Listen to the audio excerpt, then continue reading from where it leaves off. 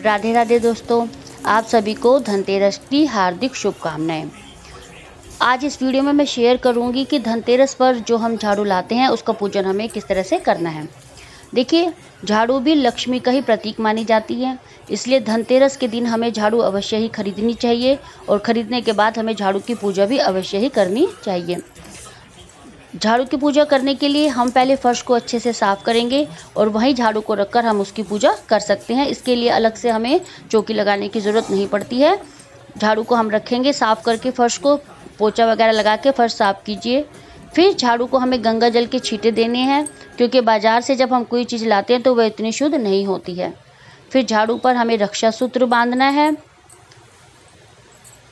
रक्षा सूत्र के बिना कोई भी पूजा जो है वो अधूरी मानी जाती है।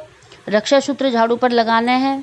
फिर हम झाड़ू को तिलक करेंगे। तिलक आप चाहें तो रोली से भी कर सकते हैं, हल्दी से भी आप तिलक कर सकते हैं, क्योंकि दिवाली पूजन में जो पूजन की विधि होती है उसमें हल्दी का भी इस्तेमाल किया जाता है। तो आप झाड़ू पर हल्दी का भी तिलक कर सकते हैं और रोली का भी कर सकते हैं। झाड़ू पर हमें अक्षत समर्पित करने हैं।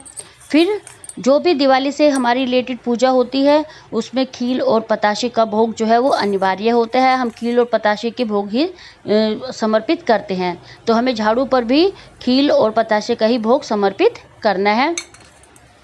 उसके बाद हमें झाड़ू को धूप और दीप दिखाने हैं।